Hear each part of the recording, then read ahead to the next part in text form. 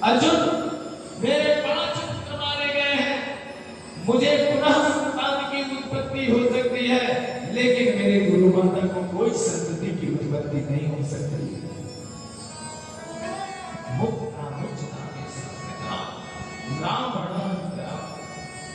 छोड़ दो मत।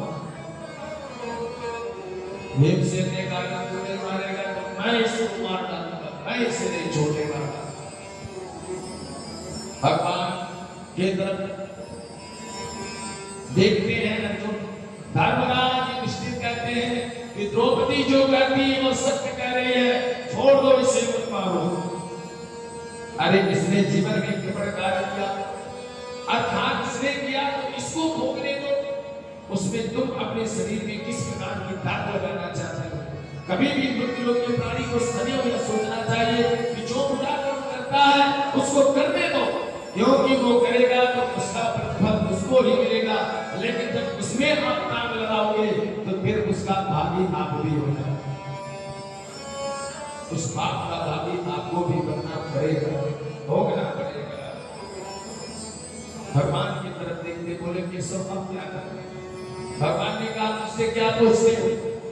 अरे मैं तो उसी समय कहा कि इसका प्राण ले लो, लेकिन तुमने कहा मैं संकल्प लिया हूं और मैं पत्नी के सामने वध करूंगा, अर्थात द्रौपदी के सामने करूंगा। तो करो व्रत, हो गया। तो बोले कि सब मुझे रास्ता बताओ क्या? तब भगवान ने कहा कि ब्रह्म के आत्ताए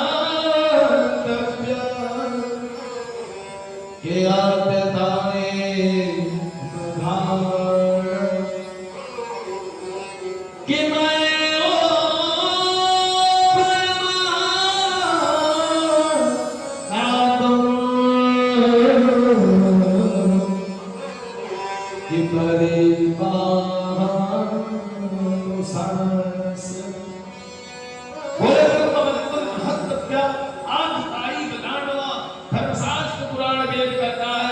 कि ब्राह्मण के पुत्र को कभी मारना नहीं चाहिए और आतताई को छोड़ना नहीं चाहिए। अरे इस सृष्टि ब्रह्मांड में जितने आतताई हैं तो हमारा सनातन धर्म कहता है कि आतताई को कभी छोड़ना नहीं चाहिए और ब्राह्मण के पुत्र को मारना नहीं चाहिए। आप तो समझ में नहीं आया मैं क्या करूं? अर्जुन सोचने लगे, एक तरफ आप कहते हो कि ब्राह्मण का पुत्र है, गुरु का पुत्र है, उसे मारो मत, और आतताई है तो उसे छोड़ो मत। अर्थात कहने का तात्पर्य है कि हत्यारा तो अश्वत्थामा है, लेकिन गुरु का पुत्र भी तो है। बोले अब क्या करें? कि मैं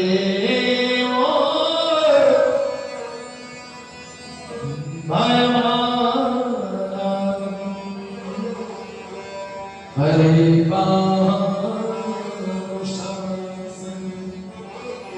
तो बोले कि सब मैं क्या करूं? भगवान ने कहा ना मारो ना छोड़ो, इसके ऊपर शासन, क्योंकि जब शासन करोगे समाज में इसे लज्जित करोगे और इसके ऊपर जब तुम शासन करोगे तो ये जब तक जिएगा तब तक तुम्हारे मर्दों को सोच सोच करके मरेगा। मुकुट को छीन लेते हैं, मणि को निकाल देते हैं, छौर कर्म करके मुख में गालियां बोल करके धक्के मार करके बाहर जाओ। वही मानो शासन किया, शासन तुम्हारे ऊपर क्रोधित हो गया, मन में विचार करने लगा मैंने तो इसके सारे वंशों को समाप्त कर दिया है, अब तो कोई बचने वाला है नहीं। लेकिन मन में अवसर करने लगा अभी आज भी एक संतान बचा है। बोले वीर अभिमन्यु का पुत्र जो आज भी उत्तरा के गर्भ में प्रवेश है।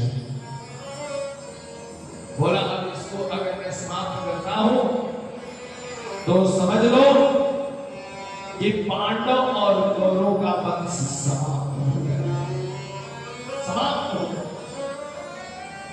ब्रह्मास्त्र जला दिया, उत्तरा भागने लगी, ब्रह्मास्त्र पीछे पीछे दौड़ाने लगा। इधर भगवान सबसे विदा लेकर के जाने के लिए करते हैं कि भगवान रथ पे के एक पांव को रख करके अभी मारना ही राम चल रहा था कि उत्तरा झट से पहुंच जाती है। पाहि पाहि महायोगी के देव देव जगन्पते किरानम तद भयं पश्ये कियत्र मे कृपसिंहम्। पाहि पाहि महायोगी देव देव जगन्पते, हे देव जगन्पते मेरी रक्षा कर लो प्रभु, मुझे बचा लो। भगवान सोचने लगे ये कौन आ गए। भगवान नीचे देखते ओ ये तो उत्तरा है। सब पे हाथ सजाने लगे, क्या हो बोले कि केशव अगर आप मेरी रक्षा नहीं करोगे, मेरे संतान की रक्षा आप नहीं करोगे तो ये ब्रह्मांड मेरे गर्भ को जला करके नष्ट कर देगा। भगवान के कहा घबराओ मत। भगवान कहते हैं कि अनन्य